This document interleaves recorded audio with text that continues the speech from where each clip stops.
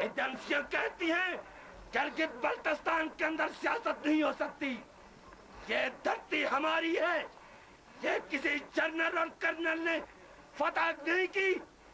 میری دھرتی کے ان عظیم شہداء نے اپنے جانوں کا نذرانہ دے کر ان بچوں کی خوشیوں کے لیے، ان بچوں کے اعلیٰ مستقبل کے لیے، ان بزرگوں کی عزت اور وقار کے لیے قربانیاں دی تھی.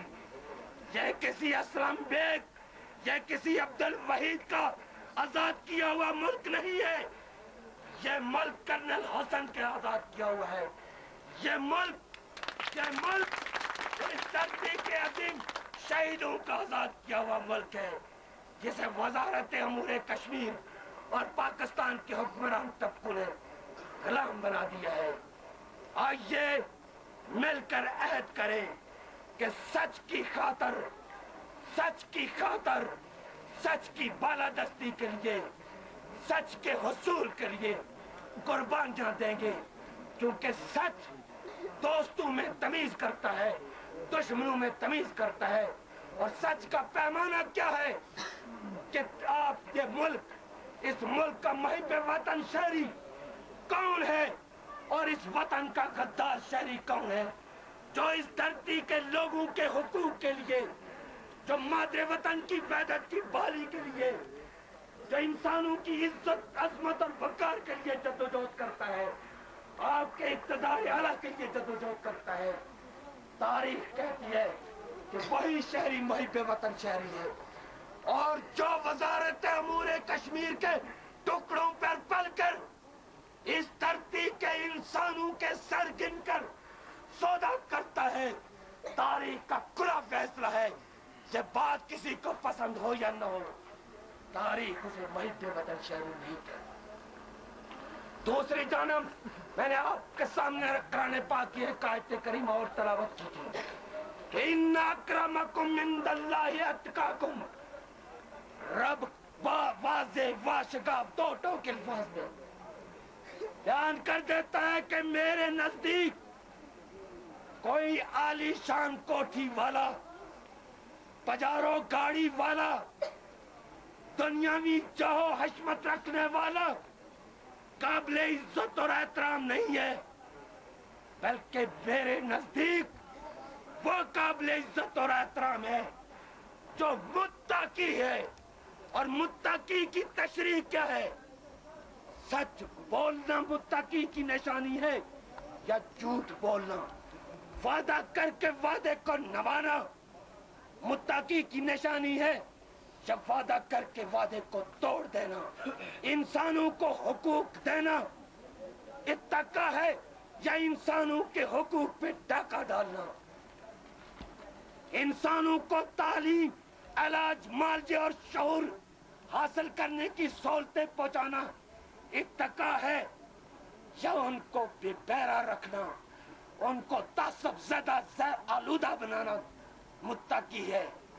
رب نے کہا کہ وہ لوگ جنہوں نے عبادات کی ہیں لیکن ان عبادات کی روح کو نہیں سمجھا، سن لیجئے کہ وہ عبادتیں ان کے منہ پہ مار دی جائیں گی. نماز کی روح کیا ہے؟ نماز کی روح یہ ہے کہ سارے انسان برابر ہیں، آپ سب کو یکساں سمجھیے. اور روزے کی روح کیا ہے کہ دوسرے کے مسائل کا، دوسرے کے ارمانوں کا، دوسرے کی ضرورتوں کا ادراک کیجئے. رب نے کہا کہ جس نے روزہ رکھ کر دوسرے کی خواہشوں، دوسرے کی ضرورتوں کا ادراک نہیں کیا ہے، مجھے تمہارا بھوکا رہنا کی کوئی ضرورت نہیں ہے. اسی طریقے سے بے شمار رہبر و رہنما ہے جو آپ کے غم خواہ ہیں، آپ ان کا ساتھ دیجیے اور مل کر آئیے کہ آزادی کا سورج شروع کریں. اگر آپ یہ چاہتے ہیں کہ بے روزگاری کا خاتمہ ہو، اگر آپ یہ چاہتے ہیں ظلم کا خاتمہ ہو، اگر آپ یہ چاہتے ہیں جبر کا خاتمہ ہو، غلامی کا خاتمہ ہو، نوآبادیاتی تسلط کا خاتمہ ہو، تاریخ की बका हो। मादरे वतन के अंदर जन्म लेने वाले तमाम इंसानों को खुशहाली से जिंदगी बसर करने के मौके मुयस्सर हूं, तो फिर आपको हमें दस्ते तावन बढ़ाना होगा। मादरे वतन के उस हिस्से के अंदर जिसे भारतीय मकबूजा कश्मीर कहते हैं, मेरे मोहतरम अमीन साहब ने वजह फरमाया, वहां अगर इंसानी हुकूक देखे जाए तो गिलगित बल्तिस्तान और आजाद कश्मीर की निस्बत, बल्कि आजाद पाकिस्तान की निस्बत उन लोगों को हुकूक ज्यादा मुयस्सर थे। वहां संतें थी, यूनिवर्सिटियां हैं, आला तालीमी इदारों के अलावा मेडिकल कॉलेज, इंजीनियरिंग कॉलेज, संतें और हुकूमत की जानिब से सब्सिडी अलाउंसेस तक लोगों को मुयस्सर थे। लेकिन लोगों ने कंप्रोमाइज नहीं किया। किस लिए नहीं किया? इसलिए नहीं किया कि महज कश्मीर के अंदर बसने वाले लोग मुसलमान थे। इस तरह तो हिंदुस्तान के अंदर 18 करोड़ मुसलमान हैं। इस तरह तो अमेरिका के अंदर भी मुसलमान बसते हैं। बरतानिया के अंदर गुर्बत के मारे हुए इस धरती के मेहनत कश 9 लाख तो सिर्फ कश्मीरी बरतानिया के अंदर आबाद हैं, जिनको खाने के लिए इस धरती के अंदर 2 वक्त का रिज्क हुक्मरान तबकों ने मुयस्सर नहीं किया था। इसलिए नहीं जंग हुई, बल्कि जंग इस बुनियाद पर है कि कश्मीर की हुब्बुल वतनी और गद्दारी की जंग है। हुब्बुल वतनी यह है कि कश्मीर के अंदर आबाद तमाम कौमियतें बिला इम्तियाज मजहब, बिला इम्तियाज रंग, बिला इम्तियाज नस्ल एक आजाद देश की तामीर कर सके, जिसके अंदर नस्ल नौ खुशहाली से जिंदगी बसर कर सके। वरना कश्मीरी इतने बेवकूफ नहीं है। तारीख ने बताया है कि मजहबी जंग का दौर खत्म हो चुका है। मजहबी जंगें हुई हैं, यूरोप के अंदर भी हुई है, मुसलमानों और क्रिश्चियन के दरमियान भी हुई है, मुसलमानों और यहूदियों के दरमियान भी हुई है। इस हिंदुस्तान पर 300 साल तक मुसलमानों की हुक्मरानी रही है। बंदूक की नोक पर हुकूमत की गई है, लेकिन बंदूक की नोक पर 80 करोड़ हिंदुओं को मुसलमान नहीं बनाया जा सका। ईसाईयत एक दौर ऐसा था कि जब उसके सुल्तनत से ताजे बरतानिया का सूरज ग़ुरूब नहीं होता था, लेकिन बंदूक की नोक पर कोई ईसाई नहीं बना, कोई यहूदी। एक दौर में जब सारे मज़ाहिब ने यहूदियों की शैतानियों से तंग आकर उनको दर बदर कर दिया, इसके बावजूद जब वक्त मिला तो वो फिर सारे मुतहद हो गए।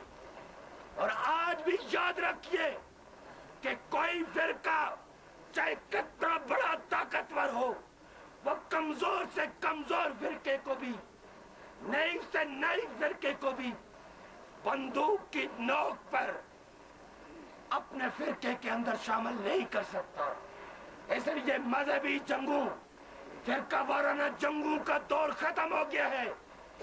ये वो जो पसमानगी और जहालत की औलाद हैं, जो नस्ल इंसानियत के दुश्मन हैं और जो मरात याफ्ता तबकों से मिले हुए हैं, जो ब्यूरोक्रेसी के एजेंट हैं, वो ये चाहते हैं कि आप तफरकों में तकसीम रहें, ताकि उनकी लूट खसूट, उनके टीए जो दफ्तरों के अंदर बैठकर वसूल करते हैं, उनके लिए ये रहनुमा, ये रहबर न पूछ सके, बल्कि ये कभी दौड़कर वहां जाए कि वहां शिया सुन्नी फसाद हो गया, कभी दूसरी जगह दौड़ के जाए कि वहां भी सुन्नी फसाद हो गया। इन आपके रहबरों को, जो सच्चे रहबर है, इनको उलझा के रखा हुआ है। लेकिन कुरान ने भी और नस्ल इंसानी की तारीख में भी आपके सामने वाज़े वाशगार दो के अल्फाज में बता दिया है कि बंदूक न तो किसी मजहब को फतह से हमकिनार कर सकती है और न किसी मजहब को खत्म कर सकती है। बंदूक न किसी फिरके को खत्म कर सकती है, पर जालिम जाबर आपके और मेरे वसाइल पर कब्जा कर सकते हैं, آپ کی اور میری محنتوں کو لوٹ سکتے ہیں، جس طرح کے تاریخ کے اس عہد میں لوٹا کرتے تھے جب مزدور سے 19 اور 20 گھنٹے کام لیا جاتا تھا، لیکن شگاکو کے اندر مزدوروں نے اپنے سفید پرچم کو جب سرخ اپنے خون سے اسے سرخی میں تبدیل